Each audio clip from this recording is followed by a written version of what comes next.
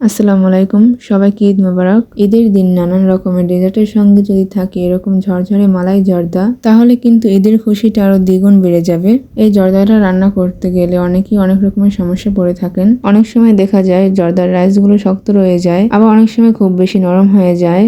Perfect ঝরঝরে জর্দা recipe পাওয়ার জন্য আমি আজকে এই ভিডিওটি শেয়ার করেছি। আশা করছি আজকের রেসিপি দেখার পর আপনি জর্দা যতবার রান্না করবেন ঠিক ততবারই পারফেক্ট আর ঝরঝরে হবে। প্রথমেই নিয়ে নিচ্ছি 1.5 কাপ চিনি গুঁড়া পোলাওয়ের চাল।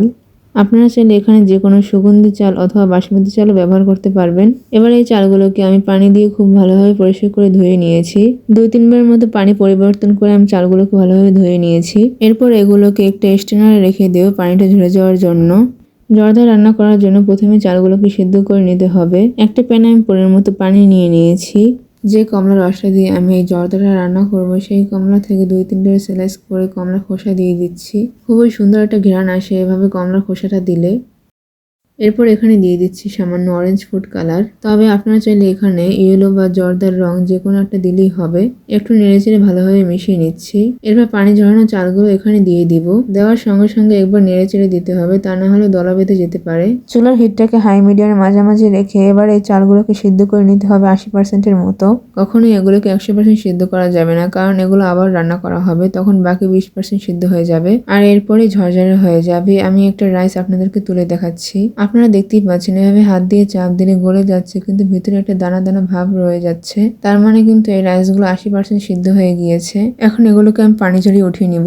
এবার চলে যাচ্ছি মূল রান্নায়। একটি প্যানে দিয়ে দিচ্ছি 1 চা চামচ ঘি। এরপর দিয়ে দিচ্ছি 3 থেকে 4টা এলাচ, 2 থেকে 3টা দারুচিনি, 3 থেকে 4টা লবঙ্গ আর দিয়ে দিচ্ছি একটি তেজপাতা মাঝখান থেকে ছিঁড়ে দিয়ে দিয়েছি। তারপরে দিয়ে দিচ্ছি 1 কাপ চিনি। আপনারা এখানে আপনাদের পছন্দ অনুযায়ী চিনি দিয়ে দেবেন।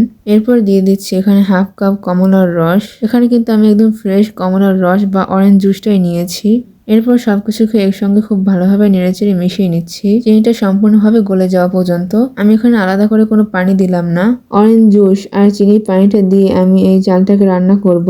যদি আপনারা মনে করেন চালটা সিদ্ধ করার জন্য এখানে আরো একটু পানি দেওয়ার প্রয়োজন আছে, তাহলে অবশ্যই আপনারা পানি দিবেন। চিনিটা সম্পূর্ণভাবে গলে মিশে যাওয়ার পর আমি এখানে রান্না করে রাখা চালগুলো দিয়ে দিচ্ছি। এবার সবকিছুকে একবার ভালো করে নেড়েচেড়ে মিশিয়ে নিচ্ছি। তবে এই পর্যায়ে একটু সাবধানে, মানে একটু আলতো হাতে মিশিয়ে নিতে হবে। এরপর এর ভিতরে দিয়ে দিচ্ছি স্বাদ মতো লবণ, 1 চামচের মতো কিশমিশ, 1 চামচের মতো কাঠবাদাম কুচি ও 1 চামচের মতো মোরব্বা।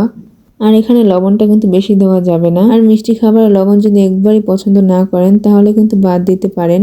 এবার সবকিছুকে খুবই আলতো হাতে একবার ভালোভাবে নেড়েচেড়ে মিশিয়ে নিচ্ছি।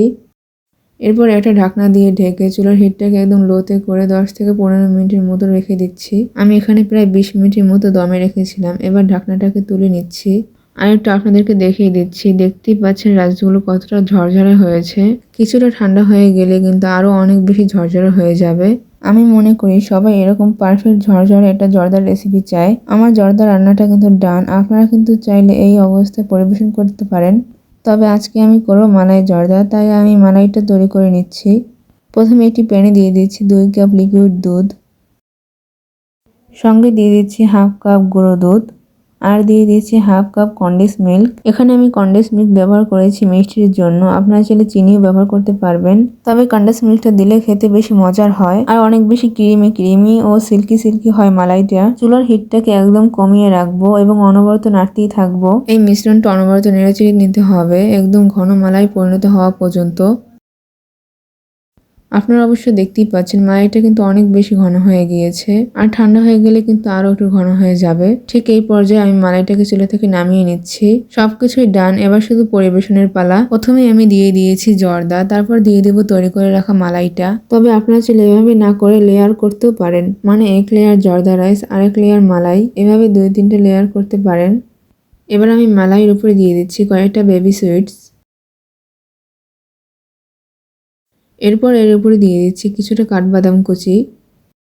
পরিবেশনটা কিন্তু সম্পূর্ণই আপনার নিজের উপরে। আপনার যেইভাবে পছন্দ ঠিক সেইভাবেই পরিবেশন করে নিতে পারেন। ব্যাস, ঈদের জন্য তৈরি হয়ে গেল আমাদের শাহী মালাই জর্দা। এরকম একটা মালাই জর্দা যে কোনো দাওয়াত বা যে কোনো প্রোগ্রামে যদি আপনারা তৈরি করেন, আর কোনো ডেজার্টের প্রয়োজন নেই, সবাই শুধু এটাই খেতে পছন্দ করবে। আশা করছি আমার আজকের রেসিপি আপনাদের কাছে অনেক ভালো লেগেছে আর সহজও লেগেছে। আপনাদের কাছে আজকের রেসিপি কেমন লাগলো অবশ্যই আমাকে কমেন্টে জানাতে ভুলবেন না। ভিডিওটি ভালো লেগে থাকলে অবশ্যই এটা লাইক করে সাবস্ক্রাইব করে পাশেই থাকবেন।